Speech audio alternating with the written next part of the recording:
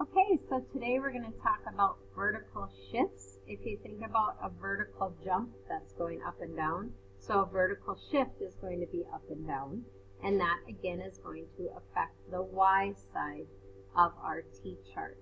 So, again, hopefully you're getting used to filling in these sine parent graphs. Sine at 0 is 0. At a half a pi is 1, back to 0, negative 1, and 0.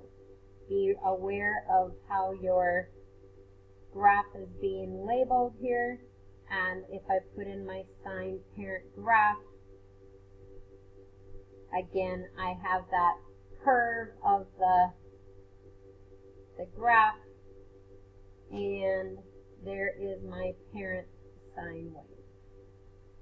Okay, if you look at the first example, notice that we have the +1 outside of the function. And if you think back to quadratics and graphing parabolas, that was the h and the k that we talked about, and k shifted everything up. So again, we're working with the y side of the t-chart. You always do your multiplication or your function first, and then you add. So the sine of 0 is 0, but 0 plus 1 is 1. The sine at half a pi is 1, but 1 plus 1 is 2. Again, 1, 0, and back to 1. So when I go to graph this one, now my whole graph picked up by 1. Whoops. There we go. So what shifted? Well, today we're going to be really looking at the midline. Notice the midline of my parent graph is at 1, or at 0, I'm sorry. And now my midline of my new graph is at 1. So can you guess what is going to happen with the +4? Again, the sine at 0 is 0, plus 4 is 4. 1 plus 4 is 5. 0 plus 4 is 4. Negative 1 plus 4 is 3. And 0 plus 4 is 4. So my new chart, or my new graph, looks something like this. Notice the period is not changing. Notice the amplitude is not changing, but what is shifting up? My midline moves up. Again, can you guess what's going to happen when there's a negative outside? Okay? The sine of 0 is 0, minus 2 is negative 2. 1 minus 2 is negative 1, negative 2, negative 3, and negative 2. So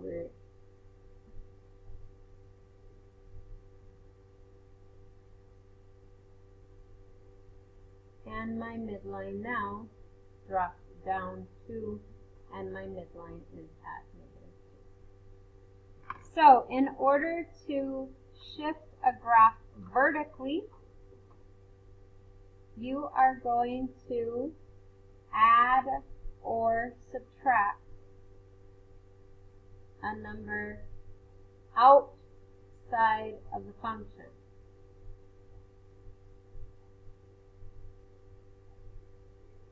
So let's review really quick all that we know. We know that A is your amplitude. That stretches the graph, and that affects your y values. We know that B has to do with the period, 2 pi over B. Period has to do with the length of the cycle. It shifts going horizontally, so that has to do with your x values. And now today we've learned about D, which shifts vertically up or down, and again, that's your y values. So D will change your midline. So what's going to happen is now we have two numbers that can affect our graph for the y's.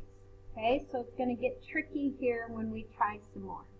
So I'm going to jump all the way to example number 3. Again, hopefully you've been recognizing when things turn into cosine and sine using your parent charts, okay? What do we have here for example number 3? We have A, B technically is 1, and we have a D. So our amplitude, and you should be able to verbalize what's going to happen. Our amplitude is going to stretch 3 high and 3 low, and the whole graph is going to pick up and go down 10. So if we look at our parent graph, we've got 0, half a pi, pi, 3 pi over 2, and 2 pi. Okay? We normally, for the sine wave, are at 0, 1, 0, negative 1, and 0. Now, what is going to happen first? Are we going to stretch it and then shift it, or are we going to shift it, then stretch it? So think about it. If I take my amplitude and drop it down, or if I take mine and drop it down and then stretch it, it really isn't going to make that much of a difference. However, if you follow order of operations, multiply by 3, then subtract by 10. And I'm at negative 10. Multiply by 3, then subtract 10. Multiply by 3, subtract 10. Multiply by 3, and subtract 10. And we're back to multiplying by 3. So I multiplied by 3, subtracted by 10, following order of operations. 1 was B, so that is not affecting my period, so my x values will stay the same.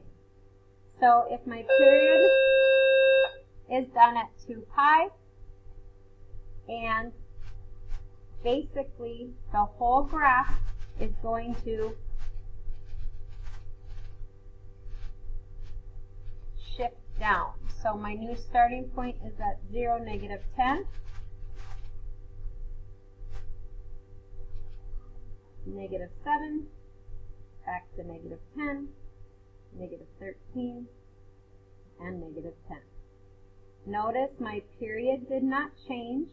My amplitude did. Here's my midline at negative 10. I went up as high as negative 7, down as low as negative 13, so my amplitude is still 3, and my midline shifted.